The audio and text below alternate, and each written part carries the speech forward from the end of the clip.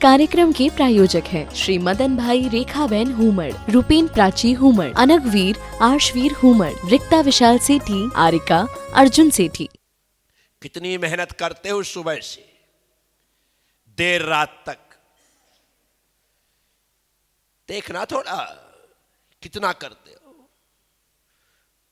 खुद को देखना है कि हां मैंने आज कुछ मेहनत का काम किया या नहीं किया, अन्यथा आज की तारीख में तो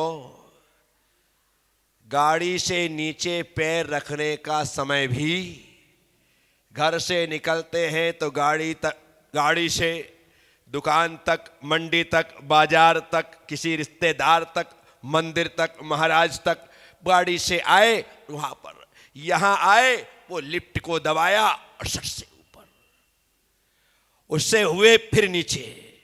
आदमी इतना आराम तलब हो गया है कि उससे 4 सीढ़ियां भी नहीं चढ़ी जाती है।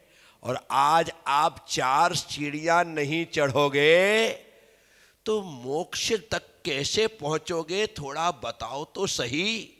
दर्शनम देव देवस्य दर्शनम पाप नाशनम दर्शनम स्वर्ग सोपानम। क्या कहा? सोपान मतलब सीढ़ी, सोपान मतलब सीढ़ी। ये मंदिर की सीढ़ियां जो है ना, जो इन सीढ़ियों को चढ़ता है, जितनी जितनी सीढ़ी हम चढ़ते जाएंगे स्वर्ग उतने नजदीक आता चला जाएगा, उतने करीब आता चला जाएगा। आप कहोगे गुरुदेव हमारे मंदिर में तो सीढ़ियां ही नहीं है, अब क्या करें? जबरदस्ती में यहां से आए, यहां से ऊपर चढ़े और वो सीढ़ी वाल से उतर करके वहां जाए क्या? नहीं नहीं नहीं नहीं। सीढ़ी का मतलब है जितने कदम चल करके आप भगवान के द्वार तक पहुंचोगे, स्वर्ग उतने कदम नजदीक होता चला जाएगा, हमारे पास होता चला जाएगा। इसलिए प्रयास करिए कि हम ज्यादा से ज्यादा मेहनत कर सके। पहले साधन होने के बाद भी हमारे पिताजी पैदल ही बाजार जाते थे, और जितने इनके द्वारा कार्य होते थे वे ज्यादातर मेहनत के होते थे। खेत में जाना और जाकर के हल चलाना, बखरना, सब काम करना अपने हाथ से किया करते थे। इस कारण से वे स्वस्थ रहते थे। मैंने अपनी माँ को जितने साल घर में रहा लगातार काम करते देखा, लगातार। कभी उनको किटी जाते नहीं देखा, कभी उनको मैंने पार्टी करते नहीं देखा, कभी उनको घूमते फिरने के लिए नहीं देखा कि चली बंठन करके तैयार हो करके। माँ लगातार काम करते देखा मैंने यतीश बाबू, लगातार। और सबसे बड़ी बात ये देखी कि जितने साल में घर में रहा, माँ को काम करते तो देखा, लेकिन ना सामान्य रूप से आराम करते देखा, ना बीमारी के रूप में आराम कर देखा। कोई बीमारी नहीं हुई। पहले के लोग बड़े उससे कहते थे हमारी तो इतनी उम्र हो गई हमने एक गोली नहीं खाई। क्या कहते थे? हमने एक गोली, हमारी इतनी उम्र हो गई हमें एक सुई नहीं लगी। क्या बोलते थे? एक सुई नहीं लगी। मेरी मां जिस दिन उनकी समाधि हुई, आचार्य श्री विद्यासागर जी महाराज के आशीर्वाद से इनके चरण सन्निधि में जबलपुर दयोदय तीर्थ में समाधि पूर्वक उनका अंतिम समाधि हुई। 7 प्रतिमा ग्रहण करके संसार से विदा हुई। अब देखना, समाधि हो गई लेकिन उनके पूरे के पूरे 32 दांत जैसे थे वैसे ही रहे। एक भी दांत ना हिला, ना टूटा, ना गिरा। क्यों? उन्होंने दांत टूटने जैसे काम किए ही नहीं कि कोई तोड़ दे या टूट जाए। जिंदगी भर जो काम किए बड़ी मजबूती के साथ किए तो उनकी आंत भी मजबूत रही, उनकी दांत भी मजबूत रहे। बुढ़ापे तक में 70 की उम्र में ऐसा करके गन्ना चूस ले, ऐसी ताकत थी। क्या हुआ? तो आज मैं सोचता हूं मेहनत ज्यादा, मेहनत सुबह से चूल्हा फूकना, सुबह से हाथ की चला करके आटा पीसना, सुबह से 2 घड़े और एक हाथ में थोड़ी छोटी सी गघरिया लेकर के कुएं जा कर के भर कर के लाना, पूरे घर के कपड़ों को धोना, झाड़ू पोंछा करना, गोबर कंडे करना, सारे काम करना। सुबह से लेकर के शाम तक उसके पास काम के अलावा समय था ही नहीं, और इतनी मेहनत करती थी, इसलिए स्वस्थ थी। जो आराम करते हैं वे अस्वस्थ होते हैं, जो काम करते हैं वे हमेशा स्वस्थ रहते हैं। इसलिए मेहनत, मेहनत बोलो, पहला खुद से, दूसरा मेहनत ज्यादा, बिल्कुल कमी मत छोड़ना। काम के लिए कहा जाए सबसे पहले तैयार, कहां जाकर के क्या लाना है बोलो, वो बच्चा राजा बेटा कहलाता है और उसकी पीठ ठोकी जाती है। माँ बाप कहते हैं मेरा तो बेटा राजा बेटा है, कभी कोई काम को मना नहीं करता है, सबसे पहले करता है, और जो नहीं करते हैं बड़ा कामचोर है। क्या कहलाता है? बड़ा कामचोर है, काम के नाम पर तो यहां वहां भाग जाता है। नहीं, हमें कामचोर नहीं बनना है, हमें तो राजा, क्या बनना है? राजा, राजा बेटा बनना है। हमेशा काम के लिए तत्पर और तैयार रहना चाहिए। इसलिए दूसरी बात हुई। तीसरी बात है मजबूत इरादा। तीसरी बात है खुद से वादा, मेहनत ज्यादा, मजबूत इरादा एकदम मजबूत होना चाहिए। ऐसा नहीं कि बात बात पर बदल जाओ, अभी कुछ कहा फिर कुछ कहा, तुम्हारा कोई ठिकाना ही नहीं है। एक बार निश्चय कर लिया सो कर लिया। मुझे डॉक्टर बनना है तो बनना है, मुझे इंजीनियर बनना है तो बनना है, मुझे सीए करना है तो करना है। एकदम कंसेप्ट क्लियर, और क्लियर करने के साथ बिना लोड की तैयारी, बिना लोडेड गाड़ियों की आवाज कैसी आती है? ऐसी आवाज आती। क्या हो गया? गाड़ी लोडेड है, गाड़ी और लोडेड गाड़ियों की आवाज आपको चढ़ाई में सुनाई पड़ेगी। कहां पड़ेगी? चढ़ाई में। और लोडेड बच्चों की आवाज आपको पढ़ाई में सुनाई पड़ेगी। कहां पड़ेगी? गाड़ी की आवाज चढ़ाई में, बच्चों की आवाज। लोड मत दो, एकदम रिलैक्स।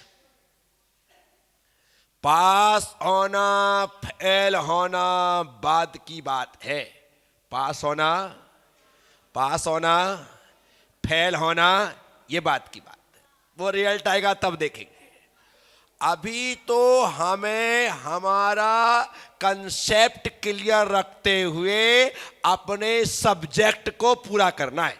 अपने सब्जेक्ट को सब्जेक्ट पूरा हो गया, क्या होगा, कैसे क्वेश्चन आएंगे, बनेगा नहीं बनेगा, कहीं ऐसा तो नहीं कि मेरा सिलेक्शन ना हो पाए, कहीं ऐसा तो नहीं कि मैं नापास हो जाऊं, कहीं ऐसा तो नहीं कि मैं फेल हो जाऊं। ऐसा सोचोगे तो जरूर फेल होगे। क्या?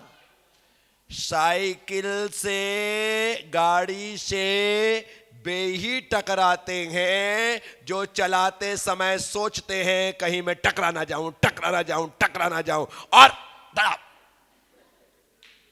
कौन टकराया? कौन टकराया? जो सोच रहा है मैं टकरा ना जाऊं, वही टकराता है। और जो ऐसा सोचता ही नहीं है, वो पतली सी गलियों में, सकरी सी गलियों में भी कट मार के निकल जाता है। इसलिए मैं फेल ना हो जाऊं, मैं फेल ना हो जाऊं, मैं फेल ना हो जाऊं। ऐसा तो नहीं कि पेपर कठिन आए, मुझे कुछ भी ना आए, मैं ठहर ना जाऊं, मैं रुक ना जाऊं। ऐसा रहेगा तो मैं आज ही लिख करके तुम्हारा रिजल्ट बता सकता हूं कि तुम फेल होने वाले हो। क्यों? क्योंकि तुमने पहले ही अपने मन और मस्तिष्क में ऐसी बात बिठा दी है, अब वही होगा जो यहां बैठा है। इसलिए इरादे मजबूत रखिए, इरादे, इरादे, इरादे मजबूत रखिए। क्रिकेट का खेल देखा होगा आपने, शुभमन गिल आउट, यशस्वी आउट, विराट आउट। अब बेचारे जो बीच वाले हैं उनको लगा ये हमारे बाप आउट हो गए, तो इसका मतलब है पिच खराब है, इसका मतलब है बॉलर खतरनाक है, इसका मतलब है बॉल स्पिन हो रही है, इसका मतलब है सामने वाला गुगली डाल रहा है, इसका मतलब है पिच ज्यादा टर्न ले रही है। और बेचारा बॉल वहां से फेंकता है, ध्यान भी नहीं देता है, उसके पहले बैट उठा दिया, बोल्ड। क्या हुआ है? नहीं हो रहा है क्या साथियों? वे ही लोग आउट हो रहे हैं जो लोग अपने पहले वाले लोगों को 0 पर, 1 पर, 5 पर, 10 पर आउट होता हुआ जाता देखते हैं, तो उनको लगता है कि जब इनकी दे दशा हो गई तो अपनी क्या होगी, अपन भी 2-4 अंडे दे करके ही जाने वाले हैं, और वो भी आउट हो जाता है। नहीं, व्यक्ति को अपने आप पर विश्वास होना, अपने आप पर विश्वास होना। अरे नहीं चला रोहित का बल्ला, नहीं चला विराट का बल्ला, मैं तो हूं। और ऐसा कहने वाला, सोचने वाला वो पुछल्ला बल्लेबाज भी शतक लगा जाता है यदि अच्छा सोच रखे तो। मैं आप सबसे कहता हूं, लास्ट में आने के बाद, 8वें नंबर पे आने के बाद खेलने का अवसर मिला है, ओवर तुम्हारे पास पूरे हैं, तो अब आज दिखा दो कि खेल क्या होता है। मैं सिर्फ बॉलर नहीं हूं, आज देश को, टीम को मेरी बैटिंग की जरूरत है, तो ले चौके और छक्के आप लगा सकते हो। मैं आपसे कहता हूं, मजबूत इरादा, मजबूत। आपको अवसर कब मिला ये महत्वपूर्ण नहीं है, आपको अवसर मिला ये महत्वपूर्ण है। क्या अवसर कब मिला ये महत्वपूर्ण नहीं है, अवसर मिला यह महत्वपूर्ण है। और जो अवसर मिला है उसका लाभ लो, उसका फायदा उठाओ। दुनिया दांतों तले उंगली दबा लेगी आपकी प्रतिभा को देखकर।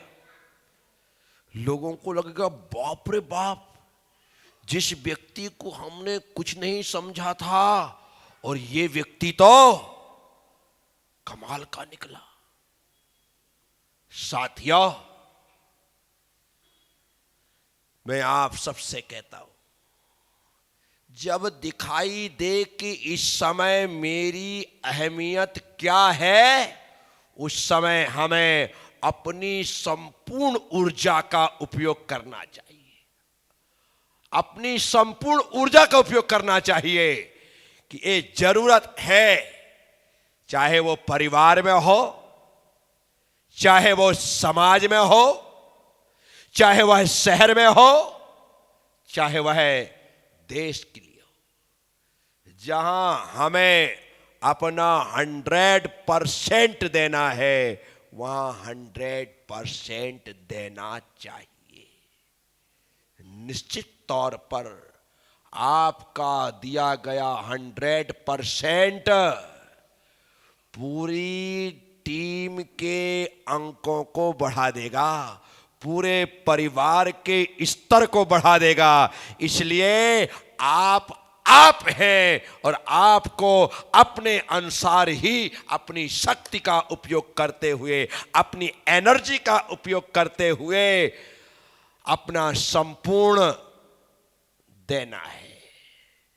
तो 3 सीढ़ियां: खुद से वादा, मेहनत ज्यादा और मजबूत इरादा। हो गया काम। कोई आपको असफल नहीं कर सकता।